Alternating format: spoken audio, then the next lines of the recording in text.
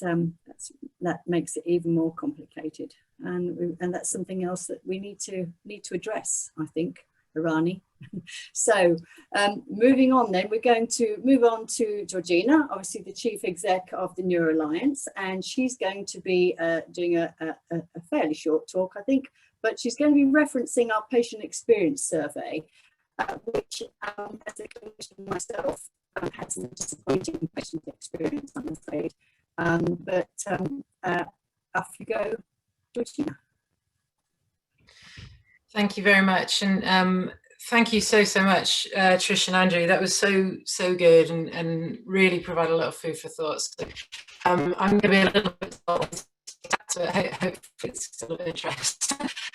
So basically, at the Neuro Alliance in September, we went out to our members to basically ask about any data they have or any evidence they have around how people from different groups within the neurological community might experience services differently. And we did some analysis of our own patient experience survey as well. And there were a couple of key trends that came through that I just wanted to share with you. So the first was that for our patient experience survey, only 4% of respondents were from BAME communities. So clearly, my hunch there is partly to do with the methodology that we used. Which charitable community, to be completely honest, it's something that would be really good to discuss. We analysed what data we had versus response. We found that less likely to have a care plan, although care planning is pretty poor overall when you ask people, but and that seems to be replicated in some other patient experience surveys out there as well. So, or rather, a lack of kind of personalised care seems to be evident in the data that does exist.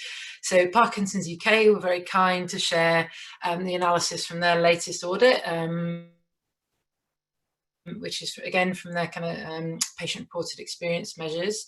And BAME respondents were less likely to feel listened to compared to the rest of the population, and be less likely to be treated as an individual or feel treated as an individual, and for some reason feel that they didn't get enough information about driving either, which again suggests there's a lack of kind of information and support there.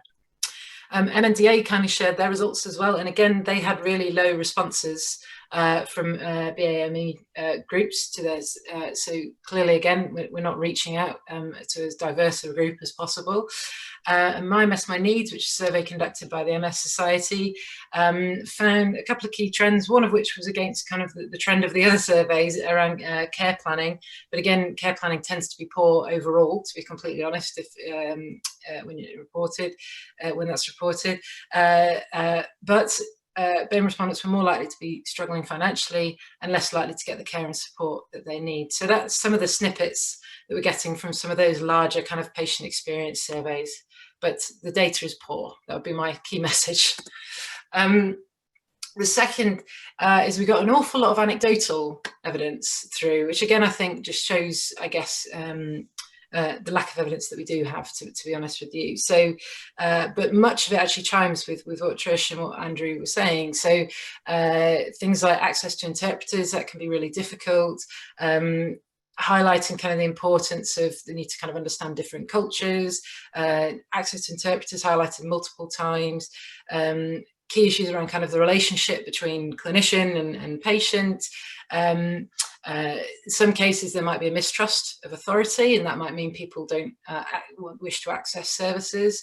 And in some cases we've got a really powerful example of there's a hunch that somebody may have not accessed the treatment they needed in some cases, and there's a question from her family about whether that was due to race or not. So some really powerful stuff coming through. But again, you know, I think there's clearly, I think, a need for us as a community, I think, to kind of understand this in greater detail, to therefore level playing field a little bit.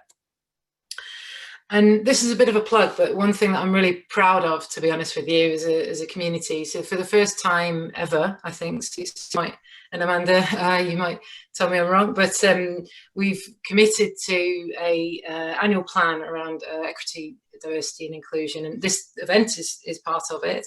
But I think it's really important that as a community we're committed and firmly kind of outwardly anti-racist and embracing equity, diversity and inclusion. So I'm really pleased that we're able to host this event today as kind of one example in which we're doing that. And here's just a quick list of some of the stuff that we're doing, one of which is conducting an in-depth literature review of what evidence does exist.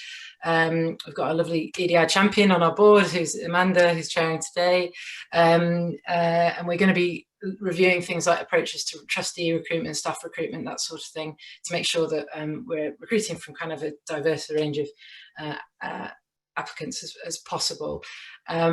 So yeah, that's all I wanted to share with you just for now. Thank you very much, Georgina. Sorry about the sound earlier, everybody. I think it's improved for me. Is it improved for everybody else? If you give me a nod. Yeah, that's great. Okay then. So thank you very much, all three panelists. And I'm sorry, Georgina, but I'm going to particularly thank Andrew and Trish. That was just such valuable information. So, but we also have Antonio here.